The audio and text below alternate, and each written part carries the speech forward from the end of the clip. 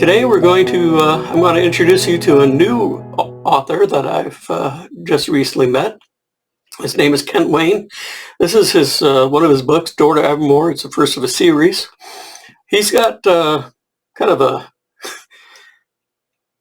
this is a young adult. And I really hate that term because young adult, an adult can read this and enjoy it. It's that good. The writing is on point, and I really appreciate that he's letting me read from these. I'm going to be reading from 3 of his books. This is the first. The other one is, what is the name of the other one? Hey, Echo. Echo, that's the first of another series. And I've got to read some of this one just because it is so off the wall. It's Core Thank Barbarian Valley Girl. So he's definitely all over there as far as his writing abilities go. So that kind of makes it a lot more fun. And today we're going to do The Unbound Realm is the series and A Door into Evermoor by Kent Wayne. So I'm really happy to be able to do this. We're going to read this one first and then work our way through the series. Today we're just doing chapter 1. We'll see how many chapters he allows me to read. So hopefully we can get some more into this because I'm sure you're going to enjoy it and want to hear more. Of course, you can always buy the book. It's on Amazon. So that's really a good choice. So we'll get you into it. You think outside the box. You're wise beyond your years. You're an old soul. I've heard these phrases time and again, uttered with knowing looks and sly grins, as if they were amazing consolation prizes for not fitting in. Ironically, I have a cookie-cutter parents, a cookie-cutter diploma, and a cookie-cutter acceptance letter from San Francisco State University. People say I'm special because I've written a few stories, which I never finished, surprise, surprise. I have a big vocabulary and I occasionally make profound observations. To top it all off, my name is Jon Dough. Yep, like what they call an unidentified body. I thought I was destined to toil in an office, doomed to monotony and enslaved by routine. I thought I would fade with the passing of years, reminiscing wistfully about what might have been. But then I entered a parallel dimension, complete with dragons, dog warriors, and evil sorcerers. Crazy, right? A nameless kid from San Francisco whisked away into an epic fantasy world. One day I'm sitting in English 101, the next day I'm exploring an arcane empire. I met strange and wondrous people and creatures. Ranarion, Arteris, Argante Knifelock, the Watchers of Erendor. I could go on, but you get the point. It all started when I opened a door into Evermoor. I rode a surge of purpose when the pandemic began, but bit by bit, things went back to normal. People's attitudes specifically.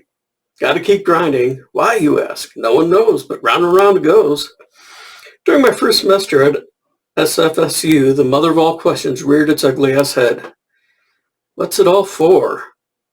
I never found meaning in pop culture fads, in Kylie's tweets, or the hottest backside trending on Insta. I like older stuff, but not just because it's offbeat or vintage. When I watch a weird movie from the decades past, I feel a sense of possibility and budding potential. The courage to be strange calls to my heart. Anachronisms are my thing, which makes me one of them, I guess.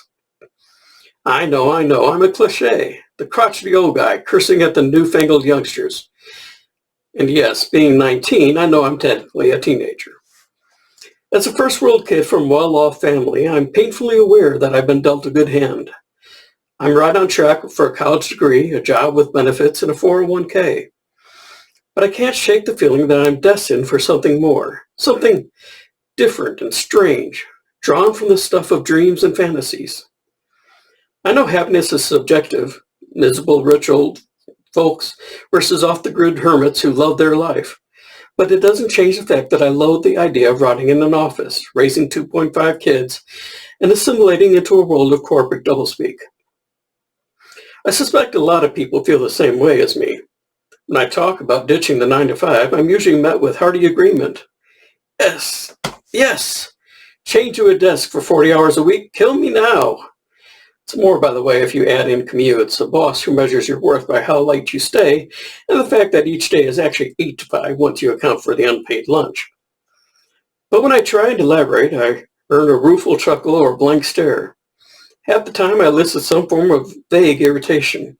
Give it a rest, will you? I wasn't being serious, often accompanied by a helping of side-eye.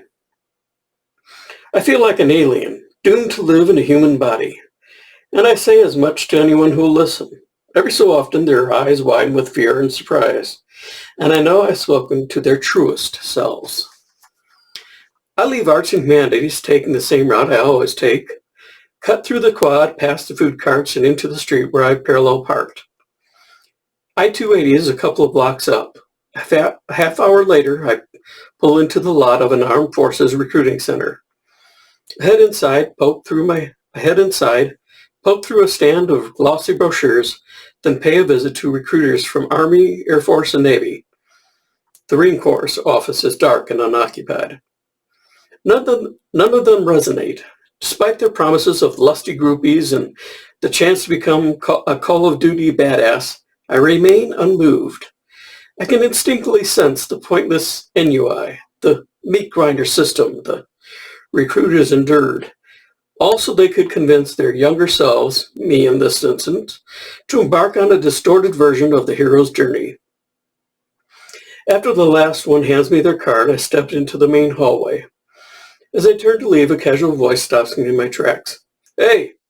I turn around. Standing before me is the sharpest dressed man I've ever seen. Blue pants, khaki shirt sleeve, and a stack of ribbons that starts at his left breast pocket and nearly touches his meaty shoulder. His plastic name tag, I'd be chintzy on anything other than a Marine uniform, reads Atria. Gunnery Sergeant Chris Atria. He walks up, we shake hands. Looking to join? I study him carefully, thrown by his attitude. He's interested in me as a person, not as a number. Well, thinking about it. Don't. A rueful grin. You're not cut out for this. That's your pitch? I ask incredulously. Usually we say in a bet you're not tough enough kind of way, but I'm over all that. He taps the ribbons atop his chest. I lived some dog years, and if you couldn't already tell by my stack of Legos, so believe me when I say this isn't for you. My gut twists, my heart cracks, not because I want to shoot or fly or live in a ship. I was hoping for a glimmer of higher purpose, an escape from the tedium that stretches before me. Come here. He opens the door into a darkened recruiting office. The lights click on and he steps behind a 3-panel screen. Give me a sec. Moments later, he steps out in a sweatshirt and jeans. With his low faded hair, he could easily pass as a beefy college student. He offers his hand again. I shake it. Chris Atria, he says, as if he hasn't already said it. Jon Dough, good to meet you. He angles behind a desk and takes a seat, gesturing for me to do the same. As I lower into the chair, he leans back and steeples his fingers. I've worked in this office for over a year. I haven't recruited a single prospect. What? My brow wrinkles in confusion. Not a single one, he affirms. My boss lets me do whatever I want. Says I've an impressive record. He makes quote marks with his fingers. Fine by me. Chest thumping, war cries, it really gets old fast. And that's the stuff that recruiters gotta peddle. So if you were anything else, they'd work my ass off, he laughs. Make no mistake, the course will get its pound of flesh. I'm an anomaly. The dirty secret of the whole warrior thing. His gaze turns distant. It's all good. Soon enough, it'll be right back at it. Not here, though. Not in recruiting. His eyes refocus. Not to be rude, but why are we talking if you're not trying to recruit? Bear with me. He regards me again, and I notice that his pupils are a strange shade of gray, rich and deep, but only if you look directly into them. What would you think if you were destined for greatness? What if I said it was your natural state? I scoff without meaning to. I'd say you're crazy, I go to school, write half-finished stories, and ruminate deeply on meaningless philosophy. I see things, Jon. Hidden things. A flash of light glints off his eyes. And I can see that everything you've done, every thought you've had, and every dream you've pondered has set you up for this massive change. I'm taken by a shiver, but I cover it up with a nervous chuckle. You friends with Dr. Strange or something? Let me know how to find that monastery. It looks pretty dope. Look, Sergeant. Chris. Chris, I think you've confused me as somebody else. Crap, don't forget he's a gun-toting war guy. Better apologize before he gets angry. And sorry about the Dr. Strange remark. I didn't mean to, he weighs dismissively. If we can't take a joke, we're truly lost. He leans forward, pinning me down with those strange gray eyes. I have an offer for you. If you want to sign it, feel free to do so. If not, we'll go our separate ways and leave it at that. He opens a drawer, withdraws a single sheet of paper, and lays it carefully onto the desk.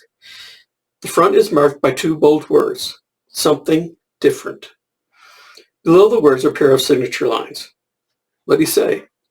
He places a pen in front of my hand. I pick up the sheet and flip it over, making sure there's nothing written on the back. Is this a joke? He shakes his head. Is everything you've been asking for? What?